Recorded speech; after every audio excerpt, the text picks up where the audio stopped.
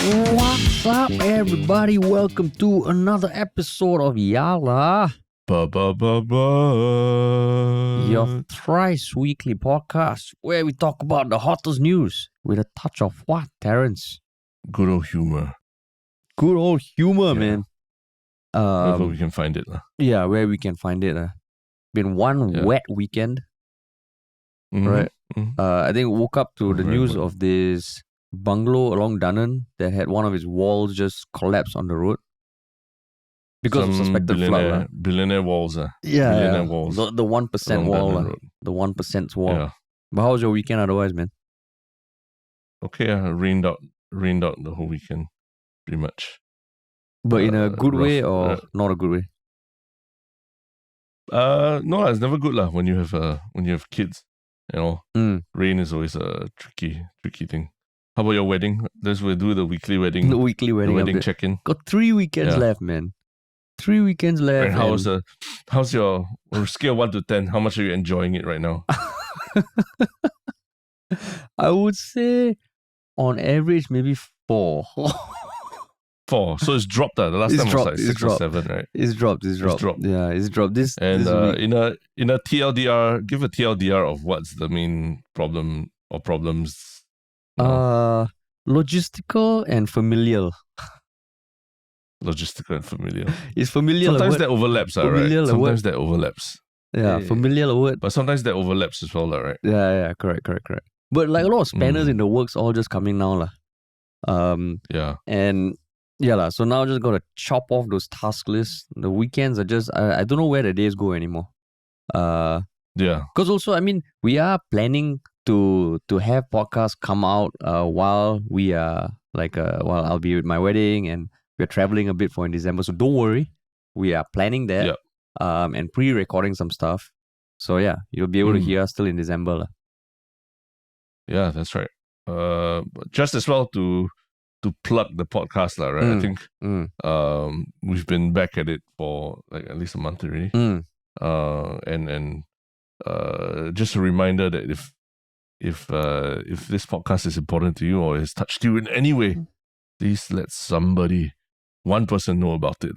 Yeah. And it might help make their wedding preparations go from a 4 to maybe a 6 or 7. Because they know they're struggling alongside Harish as well. Exactly. To all the people who have December weddings coming up, I'm sure they are. Don't worry, man. We got this. Okay? We got this. Yeah. Everything that we may have believed before about wedding planning, just throw it out the window. And we can... Everything you believe about love, I think, in general. Just know that love comes with a whole set of logistical issues as well. Everything about life, let's just say life. Everything about life that you thought, just throw it out, man. Throw it out and just turn over a new leaf. Yes.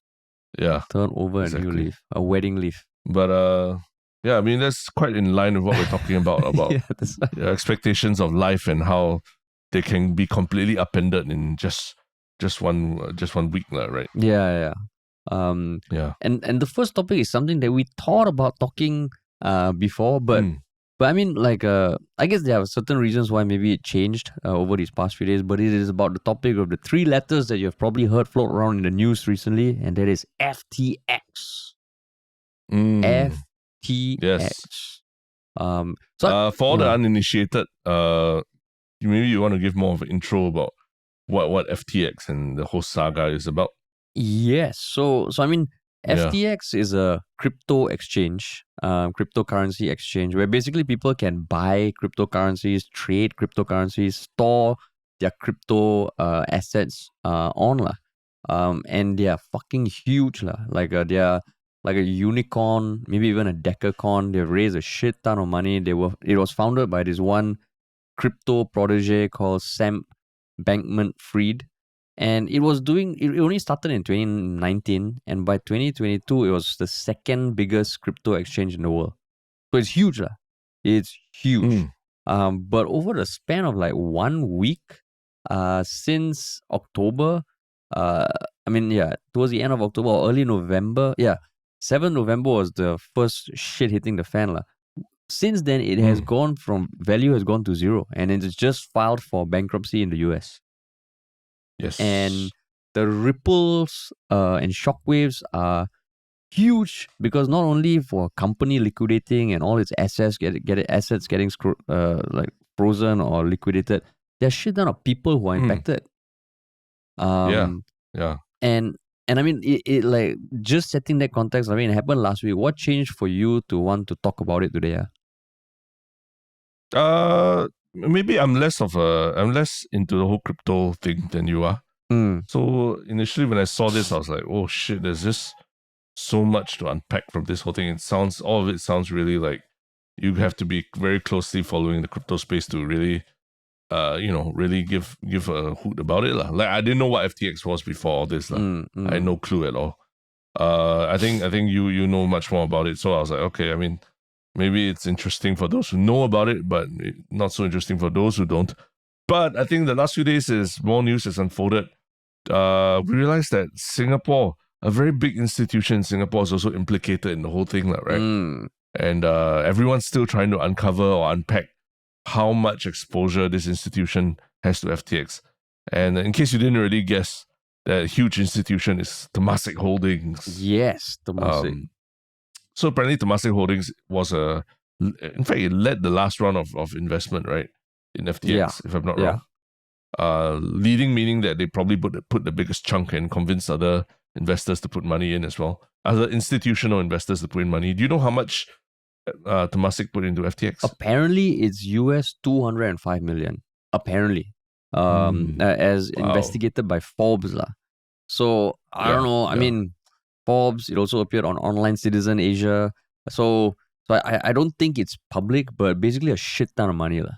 A shit ton of money. And this is also interesting because Singapore has actually banned its direct competitor, right? FTX's direct competitor, Binance, right?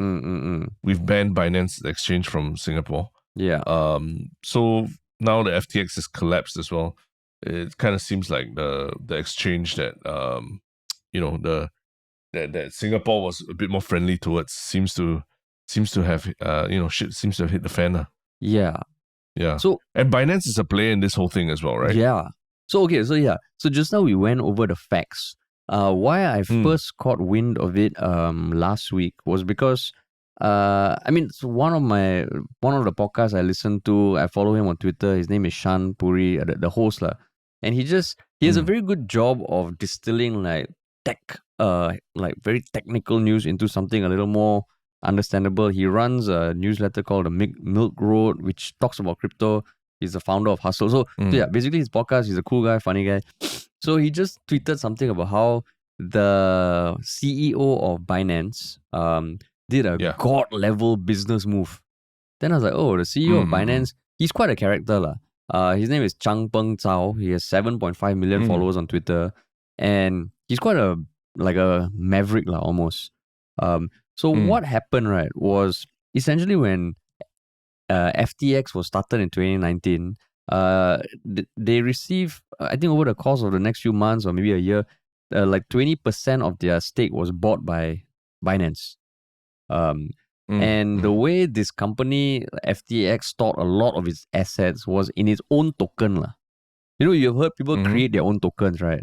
And the beauty of crypto is anyone can create a token, and if that token takes on value, you have something valuable that's transferable lah. So they had like 5 billion of FTT, which is their token. And 20% of that is owned by this Binance CEO lah.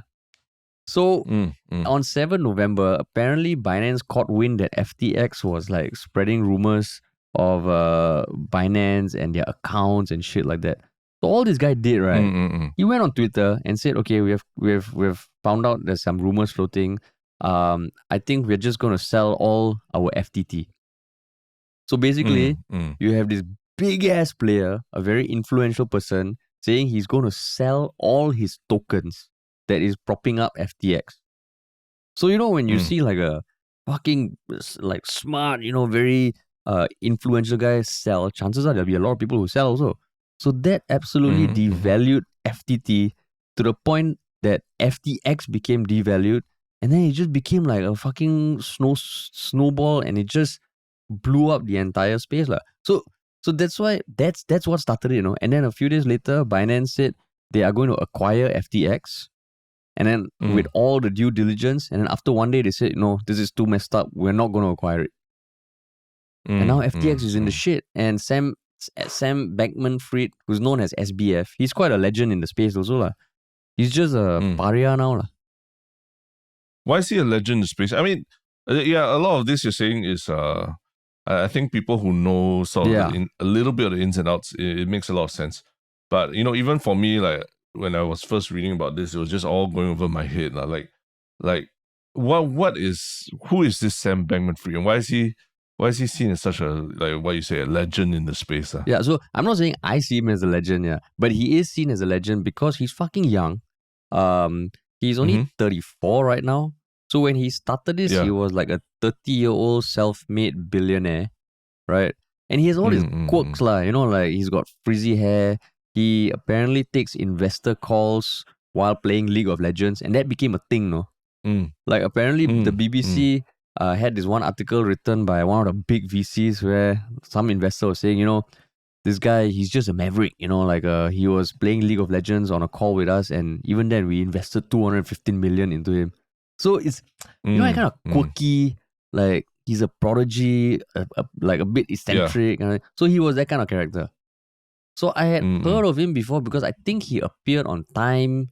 He was like the next, you know, like when Zuckerberg was coming up, he was this young protege in Social Network, which was like, wow, Web 2 and all that. This SBF was along those lines lah.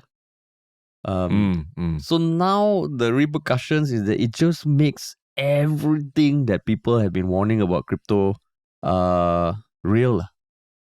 That is just the whole thing. I mean, there's a lot to unpack if you really want to go into like the FTX and all that, right? But I just the one thing that really fascinates me about this whole thing is the personality of this SBF, Sam Bankman-Fried.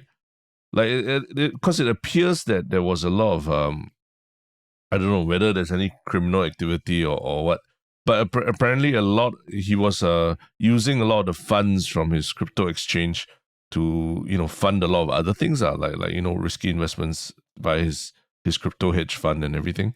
So there maybe have been some kind of misappropriation of funds or something. But at the same time, because crypto is so unregulated, you know, is there really can anything be done, right? Yeah. But just in general, like I'm just very trying to understand this personality of Sam Bankman-Fried, because a lot of people are bringing up comparisons to, you know, Elizabeth Holmes and Theranos and the very well-known story of how, you know, a CEO with a huge personality can convince the biggest institutional investors, convince everyone that, you know, that they're doing something amazing with the product, but in the end it all turns out to be hogwash and just vapor, right? Yeah. Vaporware. So when you were first hearing about Sam Bankman-Fried or that, what was on the ground, what was your thoughts about him?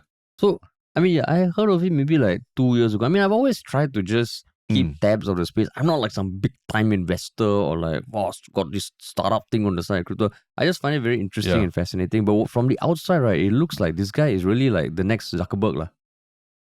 Yeah, like on the cusp. But as in he's what? But I mean, other than making a lot of money with his crypto, has he done anything else that like has really like, you know, amazed people, like a product or something that has amazed people? Or I mean, I wouldn't. Or something. I mean, because primarily I know him for being, you know, making a lot of money through FTX. Yeah. But what else has he done that you know? I mean, his claim to fame was that when he was at MIT, which was like now he's 34, I don't know, like 10 years ago, when Bitcoin was just coming up, right? He started just dabbling in it and noticing that, oh, you can buy Bitcoin, because back then there was no like global exchange, right? You can buy Bitcoin in countries or places that have maybe like cheaper and then sell it for higher in other markets. So basically arbitrage lah, right? So he then got together with a group of friends. Apparently in like a few months, they were making $1 million a day lah.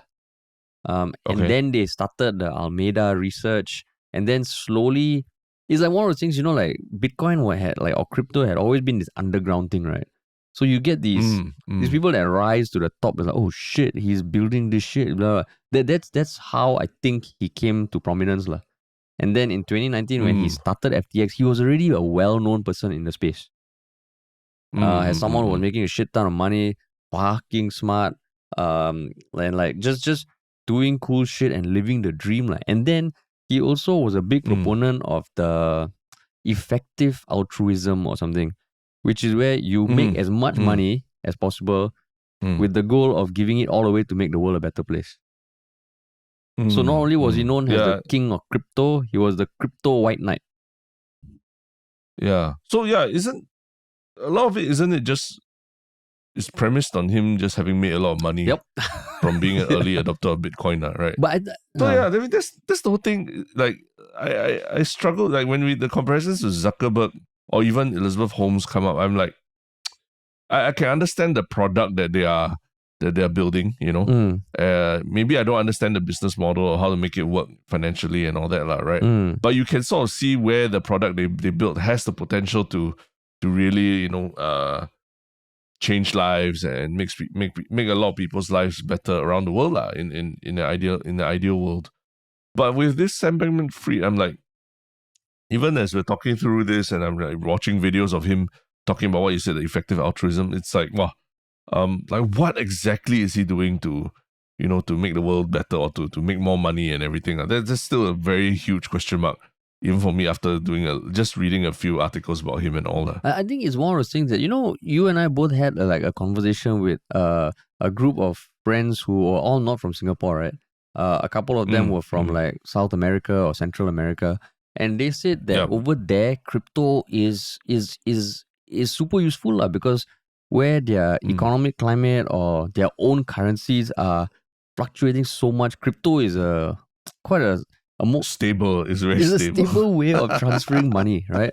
So from my layman take on the value that this FTX, you know, bring, it's very financially driven, but it's also in some way an anchor that provides some legitimacy, I think, I think, in the sense that if you have value or if you have crypto, you can trade it for something else, so it's not like like Facebook where it's connecting. I mean, some way it's connecting, or Theranos, which was meant for what? Blood, is it? Blood? Heart? You'll be able to test for a lot more diseases and in a much smaller amount of blood taken from each patient. And then there's also the WeWork guy, right? Yeah, WeWork, you know, changing the way people work and everything. I think this one, right, like just from what I used to see on the outside on Twitter, it was really like that kind of celebrity status, you know. It's like, wow, this guy is smart, and apparently all his teammates. So now all the fucking weird things are coming up. Like his company is incorporated in Bahamas, right? 10 people on his management team all live together, and the CEO, who was this 28-year-old girl at the time, a few years ago. But there's one interview where she just says some stuff where even I, as a layman financial person, I'm like, how the fuck does that make sense? Like, oh, they don't believe in stop loss measures because it can limit the upside to whatever shit. Then apparently all 10 of them were romantically linked in some way, and they all used to live together. So now you see a lot of memes saying, wait. They're like Temasek or all these invested like almost billions of dollars into this company that was run by 10 people who used to have orgies with our money, or some shit like that. So sounds about right. I think it's that, you know, young tech person building something that, and I mean, they have a lot of like a visibility also, they sponsor sports teams and all this shit. So it's just like a group of very young people who are super successful, who are filling a gap and killing it. I think he even bought a Super Bowl ad, right? He bought a Super Bowl ad. Yeah, I think so.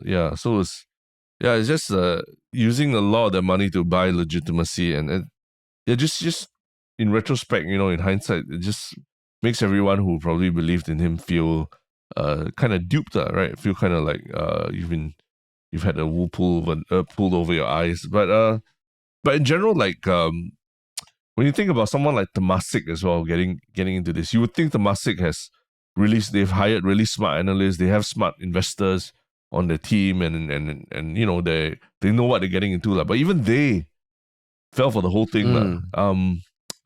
But doesn't that make you feel kind of, you know, worry about the entire crypto ecosystem that you know, even the most well-paid, highly regarded institutional investors of Sovereign Wealth Fund of Singapore, Singapore, a place that's known for having very very stringent measures, and even just in terms of like being a financial hub and just having the most very very strong oversight, right? Even they couldn't get past this. Even they got duped by FTX, lah. Doesn't it make you kind of like just wonder if everything in the crypto ecosystem has the potential to be the next FTX as well?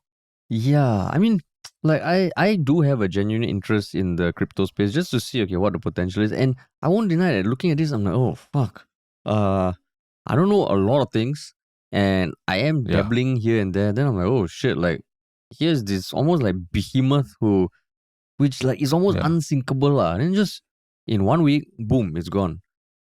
And I mean, and everything's uncovered there. So much of it was just nonsense, right? It was just Ponzi scheme and everything. Yeah, and then from the Bahamas, and of all places, the police of the Bahamas have raided the office and all. How the hell are you going to get any information out there? I think we have our own experience with. Ours wasn't Bahamas, right? Ours was Mauritius. I was in Mauritius, and there's a liquidation of a company going on in Mauritius, of which we are owed a large amount of money, and it's just been. I mean, since the start of COVID, it's been near impossible to get like clear information about what is going on there with the liquidation. Actually, So it's so I'm like, this company operating out of the Bahamas and now it's filed for bankruptcy and so many shenanigans are going on. It's like I feel like is what we went through, but to the nth level, right? Yeah. Like multiplied by millions. Because what we went through, just to give context, I mean, if you've been listening for a while, you would be aware, but we did make a TV show that came out in 2020, which we're fucking proud of, about a guy who falls in love with a terrorist. But 2 months after it came out, and 2 weeks before Circuit Breaker, the company we made it for liquidated and really screwed us over. And they continue to screw us over, but it's not them, it's the liquidators. So maybe if you aren't familiar with liquidation, which I wasn't up to that point, was what happens when a company liquidates, all its assets are put in the hands of liquidators who are lawyers. And they go through how much this company owes, how much this company has, and then they decide how much to pay anyone who is owed money by this company, and there's a ranking. Yeah. Unfortunately for us, we are like super low on the totem pole. But even like what Terence said, getting info, we have to liaise with the liquidators who technically don't owe us shit, right? Yeah. But the difference is for that, it was still businesses that were owed. The thing about FTX, right? The dark side is you have millions of people around the world who invested money and now they can't withdraw it. They cannot withdraw it. Imagine if like a bank that you have money in, you just can't withdraw it in 1 week. And like any bankruptcy or liquidation filing, it's gonna take years to resolve, if anything. Even if you get like a cent on every dollar, that means you get back 1 cent for every dollar you're owed or something. Yeah. It's gonna take years for you to actually have this issue resolved. So you can essentially say goodbye to the amount of money. And like even if you didn't have money with FTX, the whole crypto market has tanked. If you Google Bitcoin price, you will just see it take a shit over the past week. And I mean, I use another exchange, right? And it just makes me think, oh shit, like can I imagine in 1 week if whatever I have in that exchange, which I mean I don't have that much, but it still would be like, oh fuck, like you just cannot fathom it. And the scary thing is we're seeing it happen more and more often, not just in crypto. I mean, all these big companies recently, like it's just so volatile. It's like everything that was going well in COVID for tech companies, right? Now it's just shit. Wait, but you're saying what industries are you talking about? For what? Specifically? You said other, not just crypto, but other industries as well? I mean, if you look at like Twitter, which is a different case, that was more like, at the very high level. But essentially, is one person who has such a big ripple effect. And now, thousands of people have lost their jobs, right? Okay, so you're just comparing the scale of what's happening, right? But I mean, but crypto, I do feel crypto is a different case because there is potentially fraud in this, what we're talking about here. Yeah. Plus the fact is super unregulated. There's no labor laws. There's nothing that really protects anyone in this situation. So it's essentially like you just gave your money to someone who disappeared, right? So yeah, I mean it's that's the thing I'm trying to understand. How not say understand lah, but is there a bit of Schadenfreude in this whole thing? Possibly, but how bad should we feel for all the people or institutional investors who have put in a lot of money into FTX and lost it lah? How bad do you feel for them lah? I mean, Temasek, it lost. Okay, maybe it lost this, but given Temasek's portfolio and everything, it's that's part of the risk that they take lah, right? That they will lose a lot more money than they put in. So I understand that, but like you said, there's a lot of individual investors who thought maybe it's a good idea to try this to maybe some quick way to get rich or something like that. How bad should we feel for them as people who are not so exposed to it lah? I mean, I don't feel bad for the institutional investors.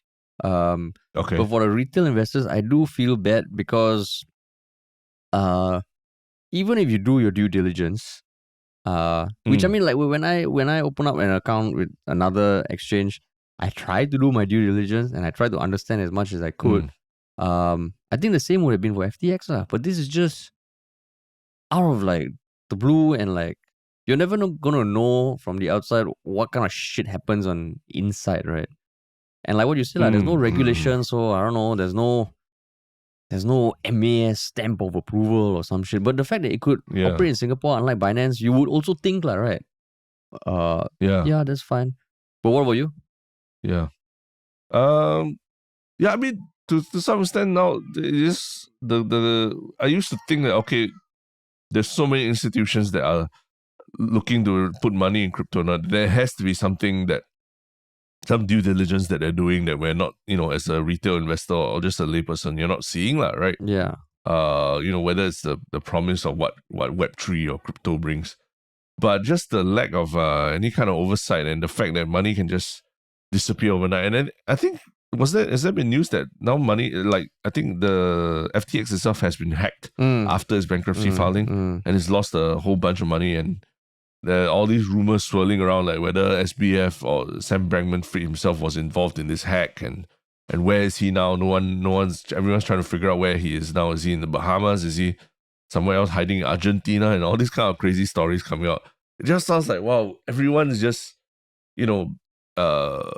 buying into this massive fraud and it, in some ways complicit in holding up this whole fraud. Keeping on the house of cards together, right?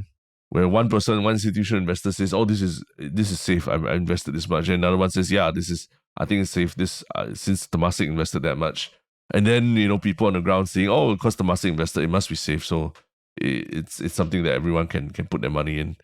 It's just like, wow. I mean, this Ponzi scheme 101, and I'm just, maybe because we're just in the middle of it, I'm just like, my whole head is, I'm just trying to wrap my whole head around it, and it just strikes me as like, wow, like at any point, like is there something that needs to be done? Like I mean, like MAS was suggesting that retail investors of crypto would have to take some kind of test or something like that, right? Yeah, correct. Before they actually get to invest in crypto.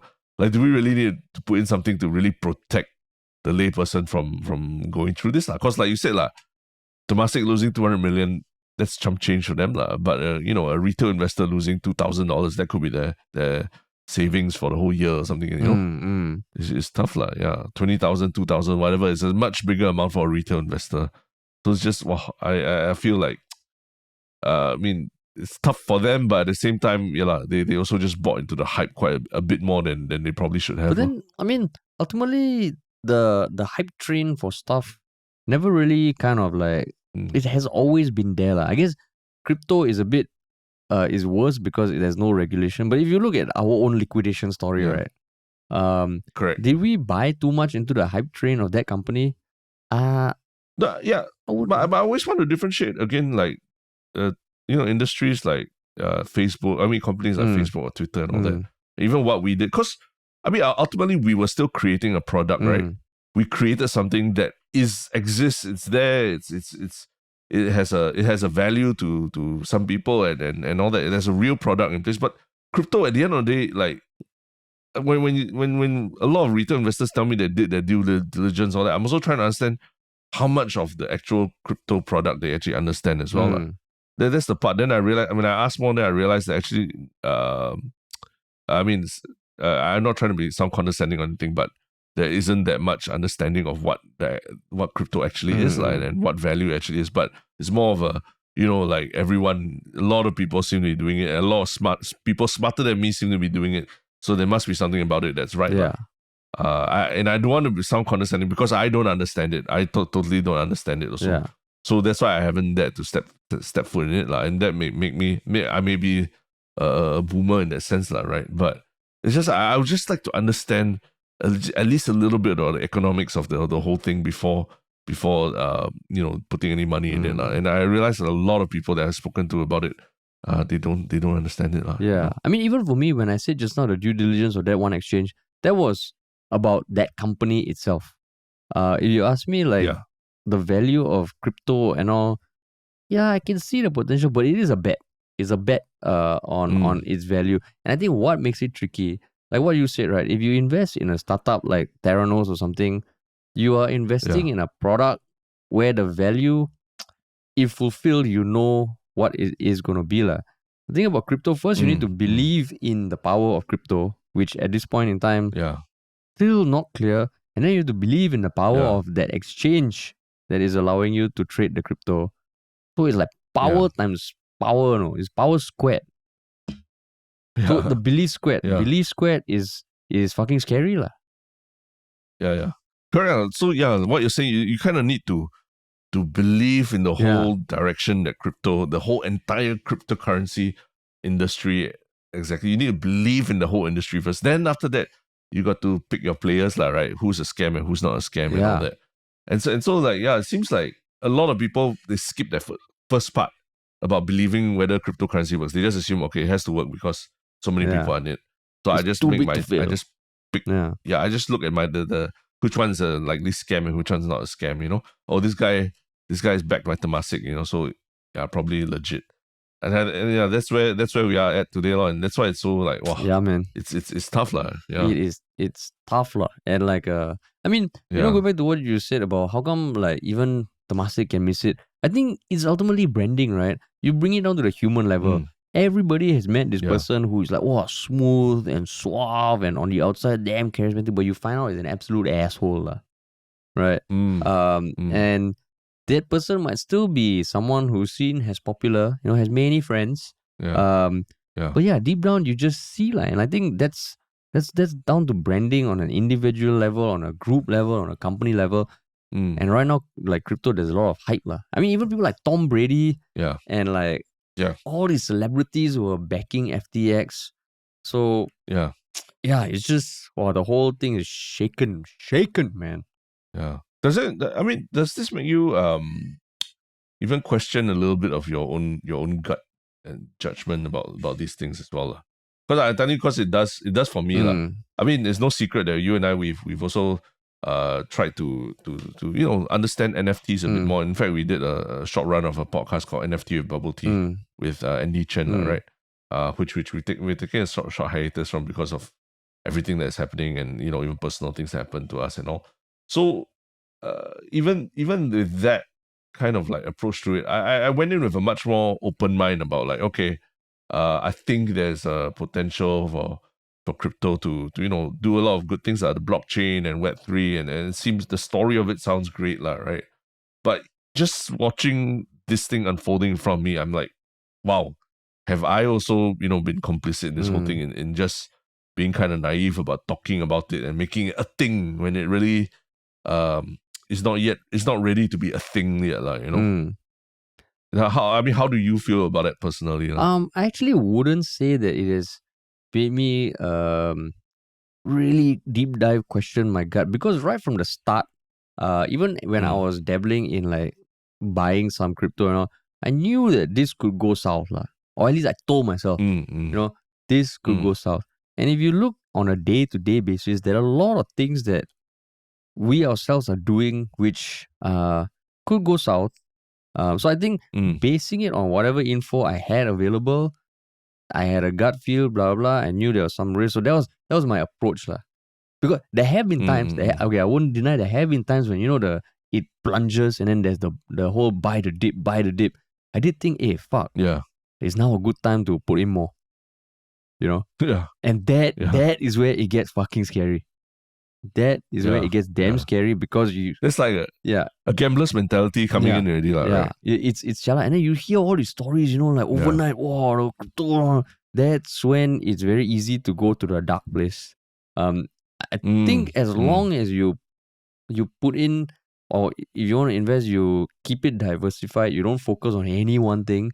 Even for us, right? Yeah. When we made that TV show, we really focus on that one thing for 1 year. We stopped uploading on YouTube. Yeah, we paused. Yeah. Yeah, we paused our podcast. Yeah, we paused podcast. We stopped on YouTube, and we're like, this is gonna be our break.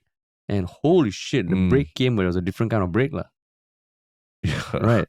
So yeah. So I mean, even now, the things you're doing in the podcast, the newsletter we want to start, folklore, to me is like everything we could look back and say that was fucking stupid. But at this point, it's a risk, lah. You need to diversify. Yeah, you need to diversify. Yeah, you have to. I think you just need to diversify to try and make sure that the collapse of one aspect of it doesn't kill everything. Then marriage, how? I was just about to ask you that how does that apply to your relationships? You're waxing lyrical here about diversification and how you dabble, but you knew you would go somewhere. But I'm telling you, marriage is there's a high chance. I don't know how many percent, 30%, 50%, it could go south. Yeah.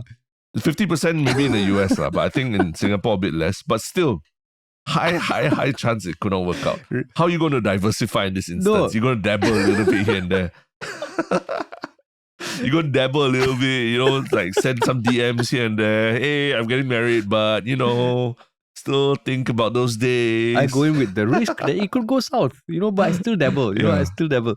No, remember what I said at the start of this podcast? Like, I'm learning that anything you know in life, you throw it out in anticipation for the wedding. Anything you know, anything. No, but I mean, that's why it becomes a thing. Well, marriage is like a whole different ball game, because I don't know why it's a different ball game, but I feel I need to say it's a different ball game. but you can't diversify. I mean, at some point you need to commit to something, lah. You need to commit. And even if FTX, commit FTX. Let's put $100,000 in FTX for a wedding. So Terence, why haven't you gone and started other podcasts with other podcasters? Go and dabble a bit. Why are you monogamous? No. Yeah. So again, I think you need to differentiate between the cryptocurrency and financial investing versus other industries. And if you think about love or marriage or relationships as an industry, there's a lot of intangible benefits you actually get out of it, lah. It's hard to list out everything here, lah. But I mean, like for example, right now you're going through a lot of you're having a 4 out of 10 week, prepping for your wedding. But will it be 4 out of 10 for the rest of your life for your marriage? I mean, I hope not, lah. I hope not. In fact, there'll be days when it's 9 out of 10. There'll be days when it's like 1 out of 10.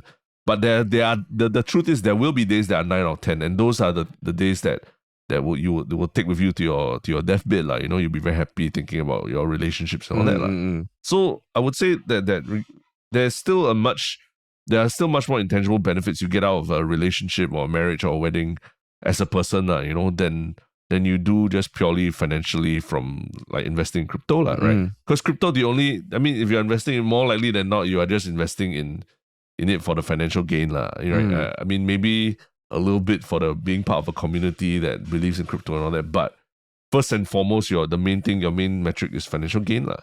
But for marriage, I think there are a lot of intangible benefits you get out of it that cannot be quantified so easily. Like you never watch Arranged Marriage? Indian matchmaking? Indian matchmaking? Is it? Yeah, Indian matchmaking. It's all about the returns, bro.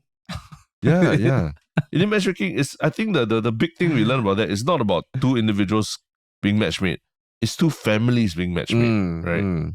So that is a very big factor, and I think don't say Indian matchmaking. I think even for yourself also, like, right? You're seeing that there's a lot of other things that come together. Your social lives, your the way of life, even positively how it affects the way you treat people and your relationships with others outside of your marriage and all. There's like I said, lah, this industry, there's a real product there. There's a real product that you invest in it and that goes well, there's real potential that it will bring a lot of value to your life.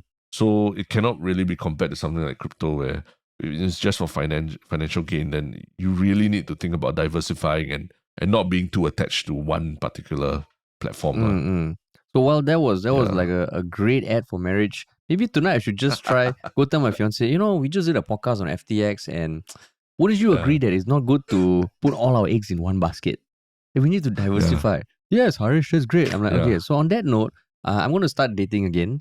Just in case this doesn't work out. You're going to start downloading all the Tinder and all the other dating apps. Explore open relationships because of FTX and Sam Bankman-Fried. And next time the podcast, I'll be like, it's a minus 79 week. Minus 79 out of 10. Minus 79 out of 10. Yeah, but yeah, this whole thing does make you think about the broader things on so many levels, man. And one of my favorite tweets so far was along the lines of if Jonah Hill isn't already talking to Aaron Sorkin about this biopic on SBF as a movie and writing his Oscar speech, he should get on it because if you look at pictures, Jonah Hill would be the perfect person to play him That's true. Yeah, that's true. Yeah. He does look a bit like him. Yeah. Oh, and then one other nice thing to enjoy is, have you heard of Rahul Ligma? No, I haven't. So Rahul Ligma is this meme, it's a term, it's a fictional name on the internet for a while. And a month ago when Twitter had that mass layoff in the US, there was this Indian dude in the US who was carrying his cardboard box outside the Twitter office as a fired employee. Okay. So there was a news outlet that interviewed him and they said, okay, what's your name? He said, I'm Rahul Ligma. And immediately, anyone on the internet, they knew that he was just pulling the leg of the media outlet. So he gave that sort of interview, I just found out today I had to leave my job. And it was making fun of the whole thing. So yesterday, there was How did people know that it was fake? I think for those who knew, when they heard the word Rahul Ligma, they're like, oh, they know this is fake. And then there was some clarifications. Why the word Rahul Ligma? I don't know. It's a meme. There's something about it online. Rahul Ligma. Okay. It's just one of those things on the internet that exists, which I don't know why yet. But when it came out, the internet knew it was a joke, and then people clarify, he's not actually an employee. So the funny thing is, I think yesterday he posted another video of him on a beach. He was like, I just got laid off by FTX. It's a bit hard, it just comes a month after I got laid off. I thought Web 2 spat me out. I thought Web 3 would be different, but it's not. That's pretty funny. So it's fucking funny, man. It's fucking funny. So that was a silver lining. Okay. Cool. Well, we're going from talking about the world of diversifying in relationships into, we talk about going all in. If there's one place or one country that's really gone all in on something, right? You have to say it's Qatar in this World Cup, right? They've really gone all in. Why you say gone all in? Okay, just the context. Typically the World Cup is held in the host countries in during the summer months, which is usually June, July. June and July, right? Because of weather, because it's easier for everyone to travel, and it's just and it's the off season for a lot of clubs as well, right? But because Qatar is hosting this year's World Cup and hosting it in June and July would be impossible, because people will probably just collapse on the field from heat exhaustion and everything. They're holding it in December. That means all the big football clubs in the world have had to change their schedules to accommodate this year's World Cup. And this is the first time a Middle Eastern country is hosting the World Cup, and there's been a lot of hoo-ha about the funding for the World Cup, and then the FIFA, there was a whole corruption scandal that broke out in FIFA in the last decade or so. So there's just been so much negative news swirling around this Qatar World Cup, right? Yeah. And but when I say going all in, is that Qatar has not backed down at all. They've thrown money at it. They've brought in foreign workers to build stadiums. in a place that really is football really the biggest sport in Qatar. I'm not 100% sure, right? But definitely they're going all out to impress the world for this World Cup, and to get people to come to Qatar. But then once in a while, they do or say something that really riles everyone up, and makes people question, like, should we be supporting or legitimizing this World Cup by even playing in it, or going for it, or watching it, or what, right? And this is actually the second topic we're talking about. Yeah. That's why we said going all in. Yeah. Yeah, and it's off the back of the news that the Qatar World Cup ambassador and former Qatari footballer Khalid Salman said in an interview for a German television show that homosexuality is haram or forbidden, and described it as a damage to the mind. This is the Qatari World Cup ambassador. Yeah. And it comes 2 weeks before the World Cup begins on November 20th. Yeah. No, 1 week. Yeah. Now it's 1 week. 1 week. Yeah, 1 week. Yeah. 1 week. Yeah. Yeah. So it's I mean, there's a lot of, there's been a lot of criticisms of human rights abusers and to, is everyone really welcome to attend this World Cup since it's called a World Cup? And this doesn't add to the image at all. Yeah, and I mean, literally what he said, and I quote, during the World Cup, many things would come into the country. For example, let's talk about gays. The most important thing would be that everyone would accept that they come here, but they would have to accept our rules. And then he went on to describe homosexuality as forbidden according to Islamic law, and that he's not a strict Muslim, but it is haram because it is damage to the mind. And the interview was stopped by the World Cup committee press officer. So so it just feels like, because there has been a lot of talk, like what you said about the human rights issues and all that. So it just feels right, this World Cup, because the players have reacted. Apparently players are going to be wearing like the rainbow colored captain's armbands, which is banned by FIFA. So like what made you want to talk about this? I think it's because the World Cup is almost like one of the big sporting events that the whole world watches, right? I think you are very excited about it. I'm very excited about it. And everyone really focuses on the football side of things. We've never really thought that much about who's the host country and all that is going on behind it. But I think in recent years, with the whole FIFA corruption scandal and the fact that society in general, we're more, if anything, we understand what's going on much more, right? Now that we know that a lot of these things are happening behind the scenes, and it's quite clear that Qatar has certain practices that are quite disturbing, right? Yeah. Do you think it's still okay to support the World Cup and to watch the World Cup, and for players to play in the World Cup, even if they feel very conflicted with what's going on in the country? Wow, that is a tricky question, man. Because I mean, apologies, that's my kid. He also has his thoughts. Protesting human rights abusers at the World Cup. Yeah, I mean, but I will still watch it. I already subscribed. So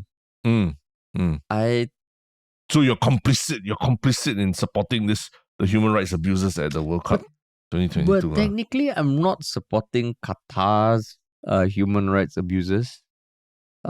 Indirectly, you're paying StarHub or Singtel, I don't know. Who is going to be paying and then FIFA. They'll be paying FIFA. Yeah. And, obviously FIFA is legitimizing everything, right? So where does your responsibility, or where does our responsibility as citizens of the world, start? But funnily enough, have you seen any like massive boycott for World Cup, like trend or anything? Not as much. I think everyone's just frantically like trying to arrange their schedules to be able to watch the World Cup. Yeah, I think Denmark is probably the most taking the biggest step, is that they're gonna have a black team jersey as a sign of mourning for those who died in Qatar. But then they are still taking part, right? So correct. Then it's tricky because these people are ultimately still earning their living. There are a lot of people whose jobs have been created or whose jobs are carrying on because of the World Cup. So I don't know, man. maybe there needs to be a benchmark, like how many degrees of separation between you and the abuse happens. Like if you're buying a t-shirt made by an abused child, confirm cannot. 1 degree of separation. Like directly from the child. But if it has to go through this and this and this and this, maybe 5 degrees of separation also cannot. But the World Cup is like 12 degrees of separation. Correct. But I mean, FIFA actually themselves have come out with a statement asking people to focus on football. They urge simply, I mean, to quote, they're urging everyone to simply focus on the sport and to not drag it into every political and ideological battle that exists. Wow, that one. So that's FIFA urging World Cup teams to focus on football over politics. That sounds... Can we really, in this day and age, can we divorce sports and politics? You know? Oh, that's almost like a rallying cry to all those activists saying, come, come. We're just going to focus on football. Yeah. And I just hope there's no shit that goes down in Qatar. But like I won't be surprised if there's at least one streaker, you know. At least some of that going on, because the last time there was a World Cup was 2018. The world generally a bit more positive of a place lah. Russia? No, the world. I mean, back then generally a bit more positive. But like there was no ongoing war. There was no pandemic that we just came out of. Oh yeah. There's no looming recession. Place. Yeah. Right. So I don't know. This one is gonna be tricky, man. It's gonna be tricky. I hope there's no shit that goes on. But have you subscribed? Not yet. But not for reasons of human rights abusers lah. Mine just more logistical. But you complain about missing the $20 extra, which you know, you complain about $20. Yeah. The early bird special. I missed the early bird round, so I'm gonna have to pay. I'm gonna have put $20 more into FIFA's pocket. Yeah, FIFA loves you, man. FIFA loves you.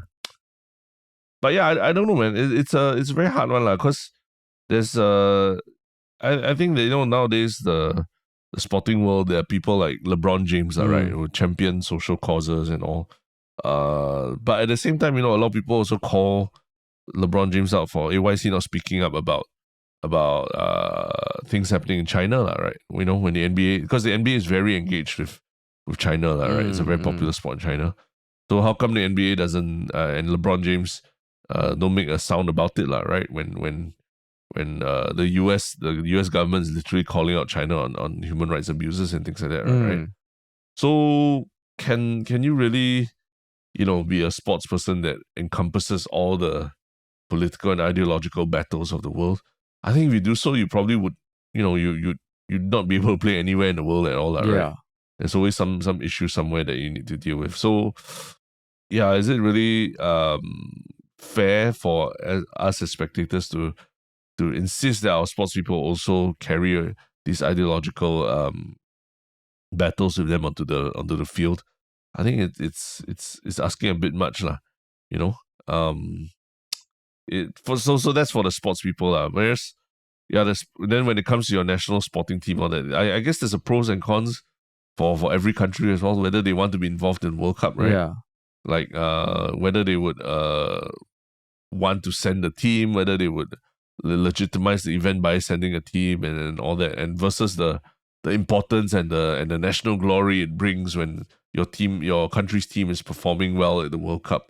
I think there's a lot of pros and cons to each of them, right? Yeah.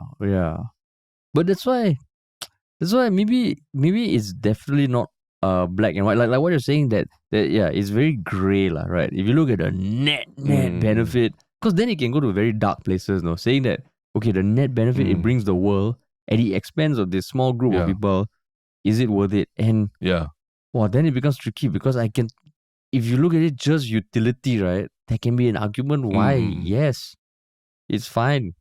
We all deserve it. There's nothing wrong, which is tough.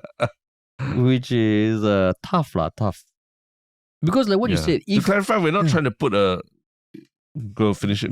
Because like what you said, can we expect the players to go on and carry on the virtues of like, oh, society, you know. But let's say if you were in a country where they're still doing public beheadings or something, right?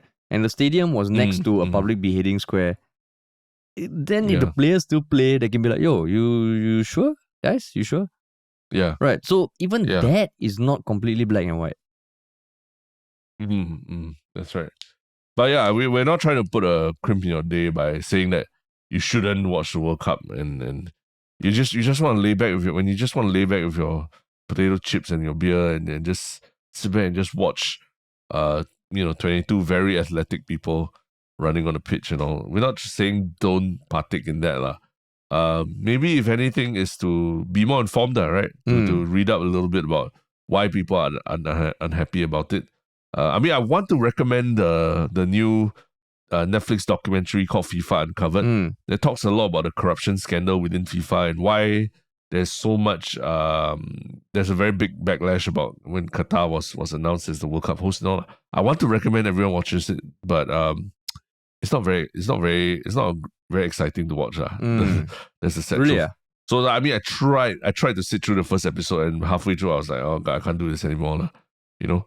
But maybe it's worth just like understanding a little bit more about the context of what you're seeing at the World Cup and how people around the world are reacting to it. Like I didn't know about all this about Denmark and all that wearing a black uniform, but and the rainbow armbands and things like that. But you know, it's I think it's good to understand that, you know, there are people who disagree with what's going on in the host country and they're also making a bit of noise about it. Like even if it's just a small amount of noise, they're at least making a little bit of noise about it that can cause a little bit more introspection and awareness in other places. That's true. That's true. Yeah. I'm sure that during the World Cup there'll be more and more discussions of this because there will probably be some player that acts out or some activist that comes and then things would light will be shone on these areas. So it's going to be interesting for so many reasons. It is the first World Cup that is being done at the end of the year,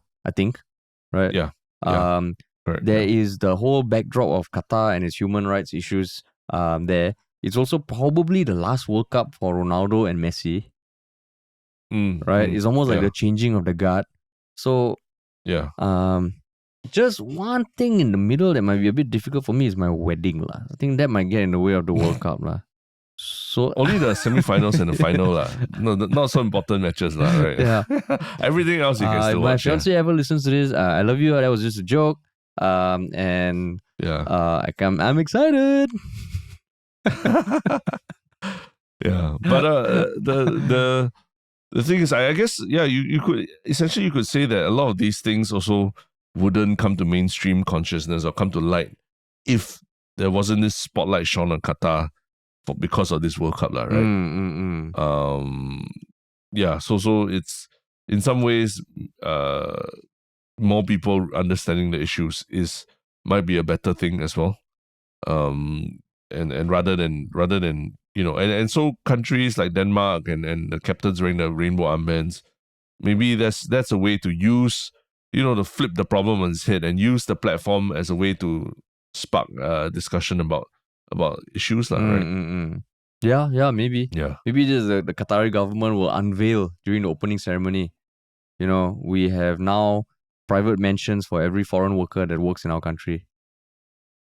Yeah, and we are disrupting the practice of human rights abuses, and we're going to lead the charge. I mean, that's the best time to reveal it when the world is watching you. Correct, and then also that everything is being bankrolled by Sam Bankman-Fried. Sam Bankman-Fried from the Bahamas. He stepped in to help fund this entire human welfare program that we're launching. Yeah, man. Powered by FTX.com. Oh my goodness. Yeah. But yeah. Cool, man. Crazy times. Cool. Yes. Okay. On to the one Shiok comment of the past few days. What is your one Shiok comment? One Shiok comment was a question on Reddit posted by Internet Lurker 96 on the podcast where we talked about a local podcast that was seeming to justify cheating and how people were reacting to it. And it was more the excerpt that people were reacting to. But Internet Lurker asked, like, while I acknowledge that podcasts should be allowed to discuss controversial topics freely, I wonder what our thoughts are on podcasts such as Fresh and Fit, as well as controversial figures like Andrew Tate and Sneeko, who have been heavily censored and have had their accounts suspended on social media for their extreme views on women and relationships. What's your take, Terence? I mean, that's what we've been discussing a bit about, right? Whether people should censor podcasts entirely because they don't agree with them or not, right? I think that's what we talked about in that podcast. Like, we're saying that actually, it should be they're out there, and should these people be shut down or cancelled entirely? I mean, if they're not breaking any laws specifically, right, then that's where I feel like we need to be very careful about using censorship on them, because that's as a society you don't want to be you don't want to be at a stage where everyone can start their own private witch hunt because they don't agree with somebody on something, right? Yeah, I think as opposed to going through processes. And process. I mean, everyone hates bureaucracy, and bureaucracy takes time, but sometimes these processes have their place as well. I think for me also, like, I mean, that's why there needs to be more conversations about, protection against online harassment. I mean, Singapore, we have the POHA, right? Which I think is still a step in the right direction. Like, the social media law last week, while controversial, it can't just be a free-for-all, I feel. But at the same time, if someone is not violating it on current rules, maybe in future when the rules evolve, they violate, you can't just clamp down on podcasts like that. So if Andrew Tate has genuinely said or spread hate speech or discriminatory language or bigoted views that like do go against whatever jurisdiction there is, then I feel they shouldn't exist. But if not, right, well, I would say no lah. Like they have the right to exist lah. Yeah. And I think like now we're starting to see that there's certain steps are being taken against people who spread misinformation, right? Whether it's via podcasts or their platforms. So I think the US Alex, what was his name? Alex Jones. Alex Jones, yeah. He's been fined like almost $1 billion because of because of the things that he's been spreading, the lies that he's been spreading about the Sandy Hook, the victims of the Sandy Hook massacre, the school shooting. Oh shit! So it's quite clear. I think that's a clear step where it's saying that institutions are going to actually clamp down harder on people who very deliberately stoke the flames of misinformation to build an audience, and it's very clear that it's misinformation, right? Yeah. So now that there's a very clear precedent for a financial penalty for all that, hopefully it makes people think twice about just stoking the flames of controversy just to get the hits. Yeah. True. And what about you? What's your one Shiok comment? On a much lighter note, someone posted a very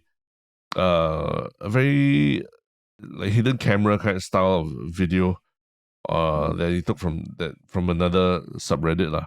And the headline of it was "For Low-Brow Humor Enthusiasts Only." And it turns out it's a fart prank video that was posted by somebody on TikTok. So basically this dude just goes around farting, or at least pretending to fart in front of people in public lah, and then they just capture the responses. I think Mama Jamba posted this saying, "This reminds me of MOF's YouTube days." Nice.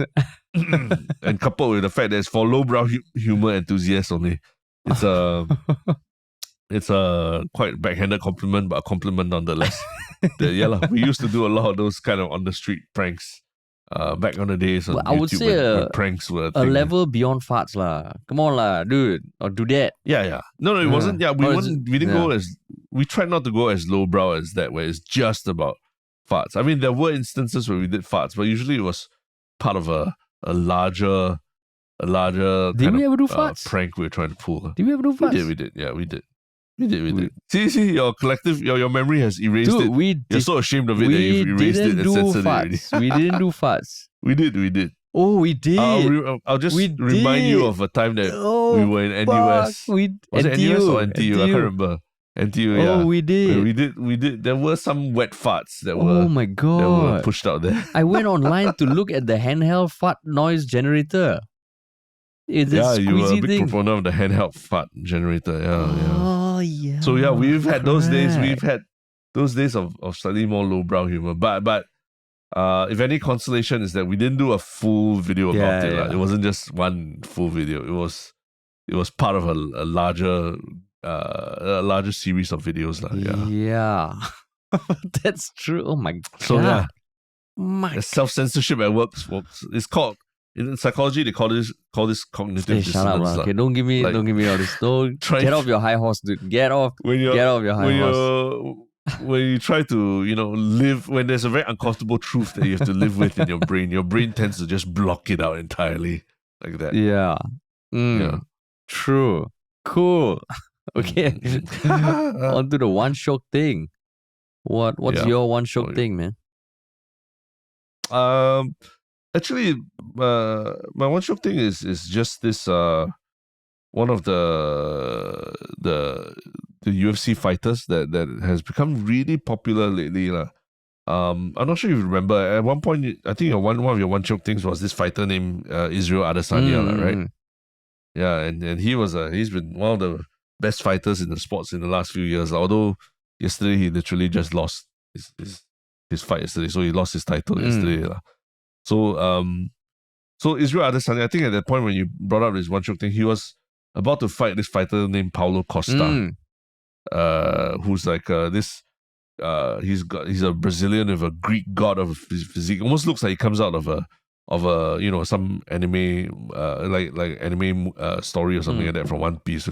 He's got 6 packs and bulging balloon muscles and everything. So he's always been seen as like, wow, a really quite exciting fighter to watch. And I think that specifically that fight with Israel Adesanya, he was basically, it was a very one-sided fight that he lost.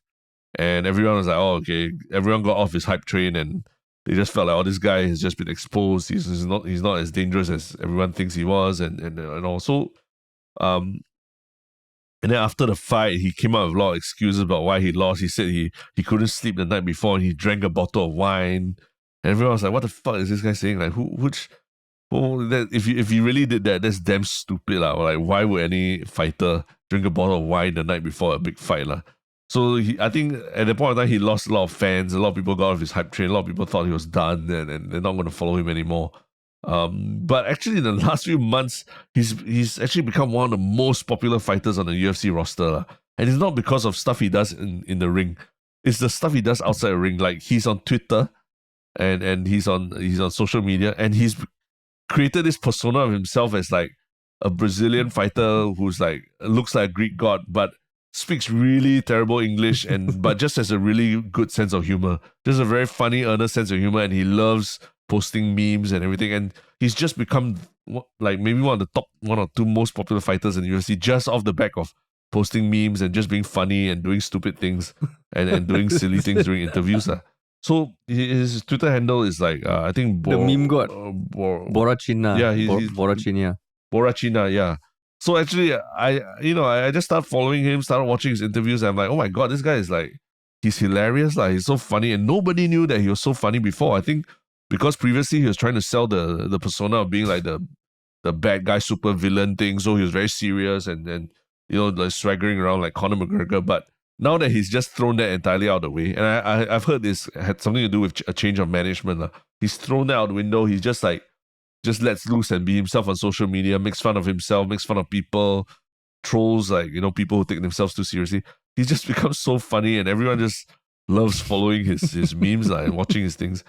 And I only bring this up as one Shiok thing because he's actually on his last fight of his UFC contract, so he might be done with the UFC after this fight already.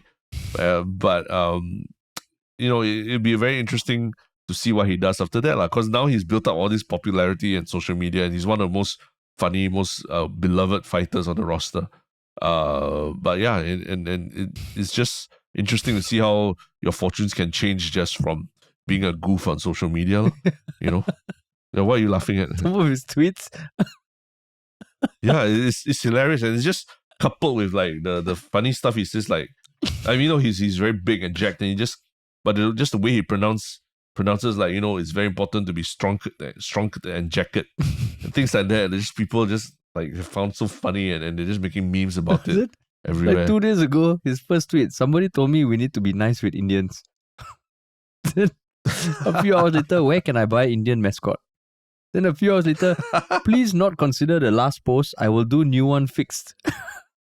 What the fuck, man? It's just a wormhole that you get into. Then you start thinking, hey, this guy is like, I mean, granted, not every meme is created by him, but the fact that he's sharing them and like trying to add his own flavor into it as well. This is what has made it really funny.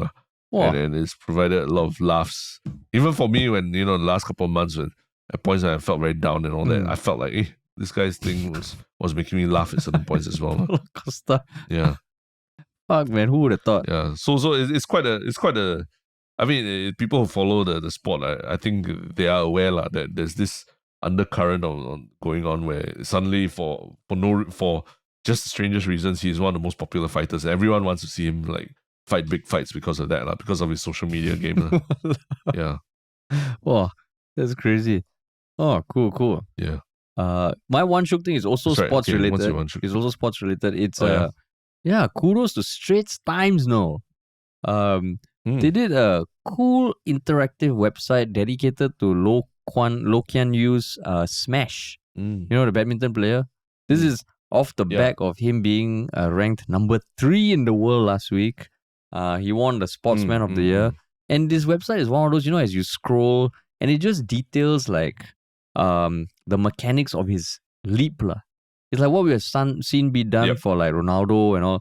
So they just go into like, his vertical leap is like 50 to 60 cm.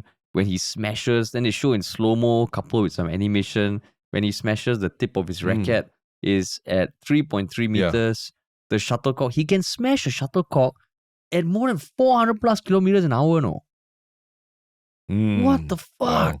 Like when it comes off off the racket, it moves at 400 plus kilometers an hour, What the? But actually, for context, what is the average person? How fast would an average person be able to hit I did like 380 last week. No. No. I mean, I don't know what the average person smacks, but I think that the highest recorded ever was 426. So he's up there, Like it is, and like it's so cool to have someone like a truly world-class athlete. The last time we saw was like Joseph Schooling, but Lo Kian Yu, he's tournament after tournament after tournament, and it's just awesome to watch, Awesome to watch. Yeah, man. Wow, it's cool. Yeah, I'm looking at the site. It's actually it looks quite impressive. Yeah, it's quite cool, man. So Straits Times, I know we shit on you a lot, but this time, well done. Yeah, we've watched all these kind of videos for like Ronaldo or other NBA players and all that, but first time seeing it for it's so cool. A local athlete like that. And he really can jump fucking high. Yeah. Well, that is a smash in and of itself. Yeah. It's a smash. Cool, man. Ooh, that was a long one. All right. Nice. Yeah, it's a long one. Okay, then but it's good. Talk to you guys midweek. Have a great week.